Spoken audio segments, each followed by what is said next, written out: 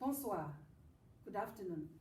Welcome again to another video of La Case Bilingue Virtuelle de Continuo.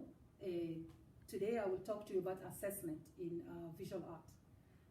This one is the last part of the lessons, the part 1 and part 2 I put online last week.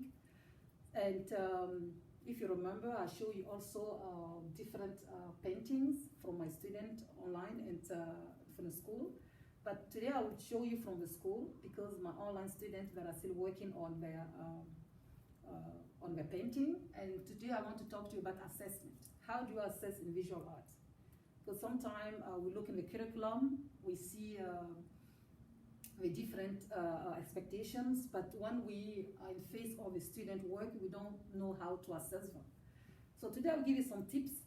First of all, you have to refer back to the curriculum and to look, the step 1 is to look the different expectations and to look the elements of design. You have them, you have the line, the shapes, the colors, and you look at them and it depends what you are assessing on. On this painting, assess on the following things. Assess on the use of brushes when the students were painting, the technique, the different techniques I taught them about how to do the trees, the backgrounds, and also show them how to blend the colors to get the colors they want, depending on what they want to do. They want the paint to appear, and also the theme, because our painting, the theme of our painting is on for fall. So when I'm assessing, I will look for the success criteria that match first the themes. I will see the themes is what the kids have done. Does it goes with the theme of the fall? And that's the first element. The second element, I will see how the student use their creativity to really show that theme on the painting. That's its element number 2. The last one, the third one, I will use the technique. The technique will be how they blend the colors, how they paint the different elements, how they put them together to really give these end products that you see here. So to summarize, I will look first the theme. I use the fall. I also use the techniques, and I will use the element of the design of the art. You have a line, the colors, how they blend them, and also how the painting, because we are working on the painting, it's not coloring. The painting is different than when you assess the painting or the drawing. So, and I will look those elements and have my secretary ready, so I can check off when the kids met all of them on the picture, on the painting. So sometimes I also get the question, how do I assess the creativity of the student? Creativity comes with, I will say, the theme. How the student use the theme. Does it represent the theme on the easiest way or in a more detailed and complex way? So you need to see the complexity of the theme in the way the student painted. I will give you some example. If I look for this painting, I can show you, or you can see easily how the kids display their creativity. So, if I see that painting, the students are really creative. The children did not only paint the fall, but they went deeper, adding the river, adding the side, adding the trees. Really creative. So you need to look for the complexity. Is it complex? Is it difficult? Is it a lot of elements together to make it really look like I have to wow you in a word, if you want, if I can use that word. So that picture, when you see it from first, it will wow you, because how the student really went beyond the expectation to show me the fall painting. Another one is this one. Look the details of the trees. You see how the student blend the theme, add the details. This one too. Look, this one also. This one is good, but you see that here the student just paint the trees, but it didn't really show. The theme is represented, but it's not really. I don't know how to say that to you, but it doesn't. For example, I don't see the limits between the tree and the floor here. It's like kind of like a mix, like abstract, but that also is another way of creativity. You see. So this one is nice, but it's also a little bit simple. It's simple, creative but simple compared to this one, compared to this one, and compared to this one, for example. This one also is simple. This one is simple, but look how the student blend the sky with the water. You see, like they're touching together like a horizon. It's a horizon. So this is how you can see that. This one is nice, but look how the tree is. Look the tree. So all of those elements, you have to put them together to really assess your student in the art. This one is simple. It's the student just spent like a cat on the fence.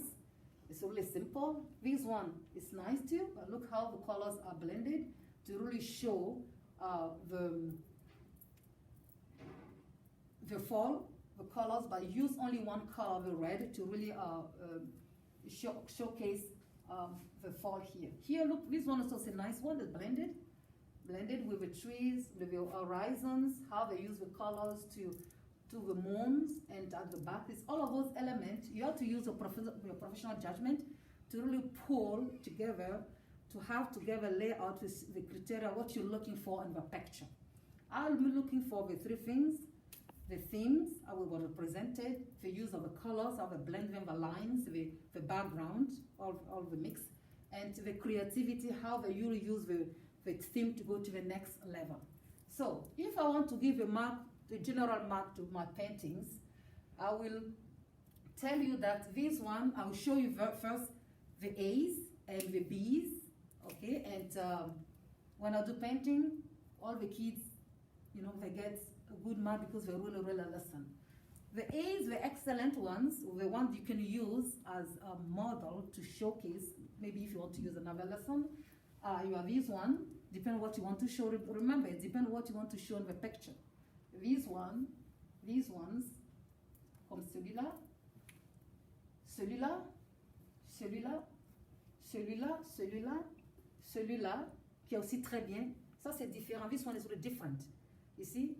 And the person like a silhouette, and look how the sun, you see?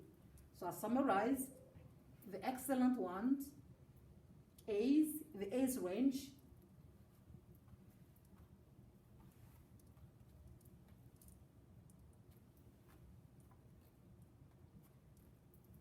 So, the B range, you have these ones, the rest are in the B range.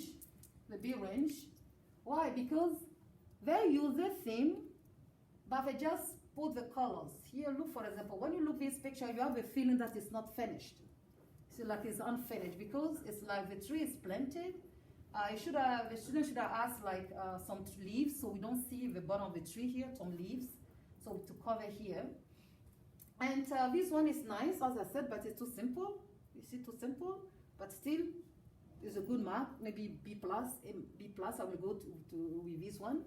And this one also is very nice. As I said, this is another way of doing the painting, but also like maybe A to A minus, depending. But these are the different ways you need to look on the painting, depending on what you want to assess, because it always depends what you are looking for.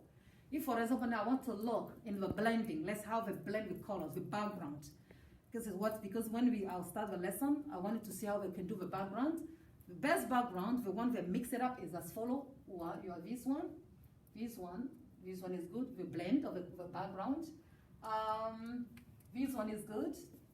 And that one for the background, you see. So you have to look that from different perspectives to assess your art depending on what you are really looking for.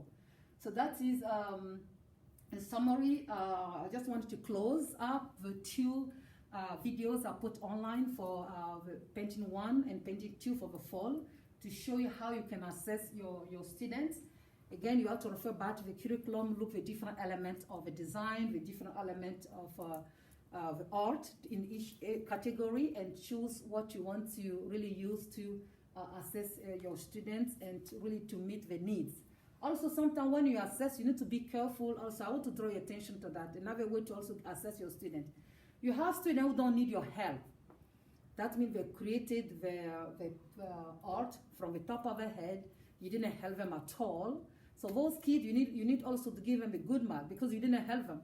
But the kids you help a lot, maybe sometimes you even draw some things for them. You cannot give them like a big mark too. You have to be careful. You have to be mindful of that too. For example, I help a lot of these students. I help this one, I help these students, and I help that student. You see. So the rest of the students, they did the work alone without me. So that also have to count in your mark. Because remember, you are assessing creativity, you are assessing independence, and we are talking here about with the 7, 8 students who I taught, some of them I taught last year, so I taught to them, taught them the techniques, and this one of my students really improved. Okay, so I showed that to you last time, but it was not finished on the I think it was second video. So this is done. So here she has really improved, and also this student also has improved a lot. I was even really surprised of the way she did the background. And that the two I can show you from last year who have really improved. And the rest are new students I have this year, and also show me, demonstrate to me the creativity in the painting. So this one also is a different painting you can see. I like the way the student did the trees, you see? It's different, the background is different. So that's also give an idea. Because remember, when you assess, always go back to what you wanted to see, what you taught from. You need to see the background, how she did the background, how she did the trees, because I also taught me how to do the trees. If you saw the videos, the 2 videos I posted online, excuse me. So you have to see the background, how she did the tree, and how she added the birds. You see, it's a different layout of different skills the kids develop. So when they are not on the same stage, but you can see here that they really put the energy, the love, the passion for painting, and I'm really proud of what they did. I'm really happy of what they did. And at the end, sometimes it's not really the mark you're looking for. You're looking for the progress. A student who starts, I have one student who starts here, didn't want to paint the trees because he was afraid that he will mess up. But at the end, he ended up painting the trees. It's what also you look. You see, there are so many elements you can draw from your assessment pieces. So it's not only one way, it's several ways to see them, several pictures. So you have to be really open-minded to assess your students. So you need to see, I was saying that you need to see the progression, how the students start and how they end up with that, the creative process. You need to assess that one also. More details are in the curriculum. Okay, the creative process, how the students start, what they did with different steps until they get this one too. You can look that. So again, to summarize, to assess your student, you have many elements. You can look in the curriculum, pull all the elements you want. And here I base myself on my assessment on the background, the use of the technique, the paintings, the skills we put together, and the theme, the fall themes, and the creativity also, and also look on the creative process, how the students start from 0 to here. There's all of those things you need to look when you assess. It's really important. So anyway, I just want to share with you that last piece from the assessment of the fall painting we did, that close. So now if you want to display your work at the end, when you do paintings or any artwork in the classroom, it's easy. You can just do like I did, have like a title on the top, make it a little bit fancy, and have all your work displayed here nicely. And if you're working online, you're teaching online, that's easy. You can ask the student to send you the picture of their painting, and you just create like a slideshow so everybody can see. So now, when the students are presenting, that was the teacher's assessment. So but the student need to have like a peer assessment. When the students are presenting, you can ask the student to do like what is called like a gallery walk. But then that can give them like a sticky notes, and they will go from picture to picture. And in that case, you will put the sticky note here on each painting or on the side. Okay, and each student will go around and write a comment on each picture. Okay, here on the board. If you don't want to mess it up, they can just sit down and write down their ideas. But the good thing is when they write the comment on each picture, the students can get it up, can take it and use it to improve. So again, peer assessment. You give a sticky note to a student, to each student. You post it beside the pictures. You can put them also on the table if it's more comfortable because of a pandemic. You can leave them here, you can put on the table, spread on the tables. And each student can come and make a comment close to the pictures of the friends, give them like a feedback. So feedback here, feedback, and after the student who has a picture, we have all the sticky notes with the comments, and you can read and see how she did to improve. That was the peer assessment. And now the last piece, the reflection. You also will ask the student to reflect on the art, or reflect on what they did, or reflect on how the theme, for example, and or maybe ask them to give them a title to each picture. Even if the fall, they can give a subtitle to each of the painting, and they can write a reflection about it. Okay, why they choose that painting, what it does express, their feeling, the ideas, the vision, the opinions. They can also use those ones. So from one thing, you can branch out to a peer assessment, to a gallery walk, when the student can write comment to the peers, give them constructive feedback, and at the end also ask them to write a reflection on the art, what they're doing here, what is it, to explain it to you, and they can present it orally. So that was briefly explained the assessment of the fall painting I did some last week, and that was what I wanted to share with you, how to assess them and to give you some different ideas of how to present them in the classroom, and also to present them so online. Online, don't forget, just ask the student to take the picture, to send it to you. You put it in the slideshow, and you can share that with you, because it's online. You don't have a display like I have, or like here in the classroom. So anyway, thank you very much, and don't forget to check again the other videos, to send me your comments. You cannot comment on the videos because my videos are for the students, for the children, and for safety. YouTube doesn't allow people to post, to write comments, because of the kids safety. So however, you feel free to send me your comments at my email. It's rosecantiono@gmail.com. It's easy. Rose is R-O-S-E. Cantiono is K-A-N-T-I-O-N-O @gmail.com. You can send me your comment, your feedback.